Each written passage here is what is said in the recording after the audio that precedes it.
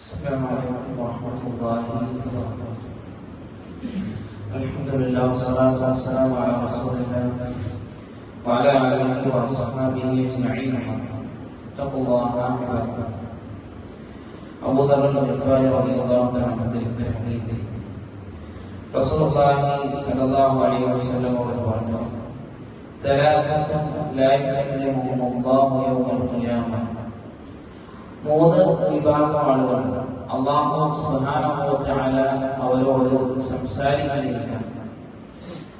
ചില ഹദീസുകളിൽ വലാ യുസക്കീഹിം, അവരെ സംസ്കരിക്കുകയില്ല എന്ന് പറഞ്ഞതായിക്കൊണ്ട് നമുക്ക് കാണാൻ സാധിക്കും.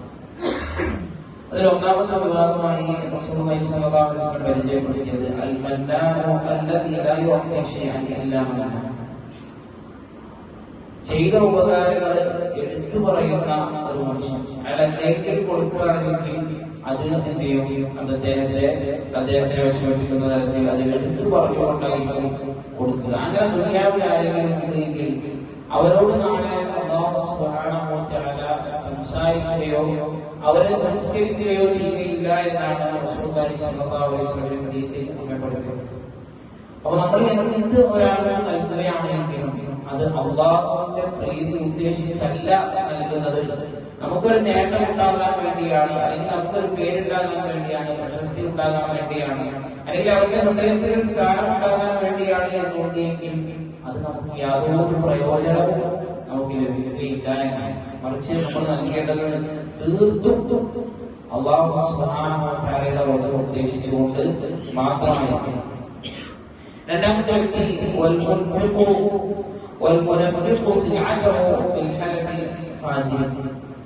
തന്റെ ചരക്കിനെ അവരെന്ത് കള്ളസത്യം പറഞ്ഞുകൊണ്ട് അദ്ദേഹം ചെലവഴിക്കുന്നതാണ്.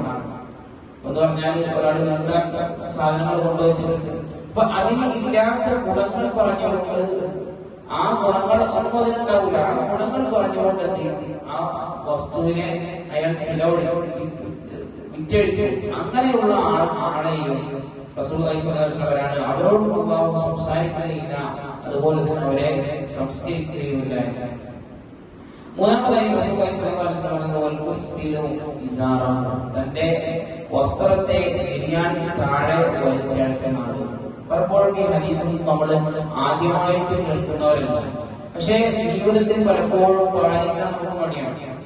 മസ്ജിദിലേക്ക് വരുമ്പോൾ മാത്രം ഒരു ബിരിയാണിക്ക് മുകളിലുള്ള വസ്ത്രം അങ്ങനെയല്ല ഇസ്ലാം നിഷ്കർഷിച്ചിട്ടുണ്ട്. മറിച്ച് എല്ലാ അവസ്ഥയിലും ഏത് അവസ്ഥയിലാണെങ്കിലും അവന്റെ വസ്ത്രം ഒരിക്കലും ചെയ്യാൻ പാടില്ല, ബിരിയാണിക്ക് താഴെ ഇറങ്ങാൻ പാടില്ല. ബിരിയാണിക്ക് താഴെ ഇറങ്ങിയ വസ്ത്രം അഹങ്കാരികളാണ് ചെയ്യുക എന്നുള്ളത് ഹദീസിൽ നമുക്ക് കാണുവാൻ സാധിക്കും.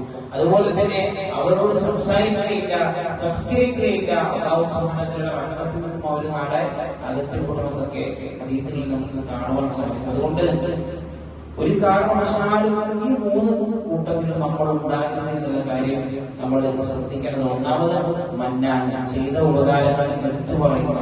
രണ്ടാമത് തന്റെ ചരക്കിനെ അതിനില്ലാത്ത ഗുണങ്ങൾ പറഞ്ഞുകൊണ്ട് വിറ്റഴിക്കണം. മൂന്നാമത്തത് തന്റെ വസ്ത്രത്തെ ബിരിയാണിക്ക് താഴെ വലിച്ച് ഇഴക്കിയവൾ എന്ന് റസൂലുള്ളാഹി സ്വല്ലല്ലാഹു അലൈഹി വസല്ലം പറഞ്ഞതായി കാണാൻ സാധിക്കും. ചില റിവായത്തുകളിൽ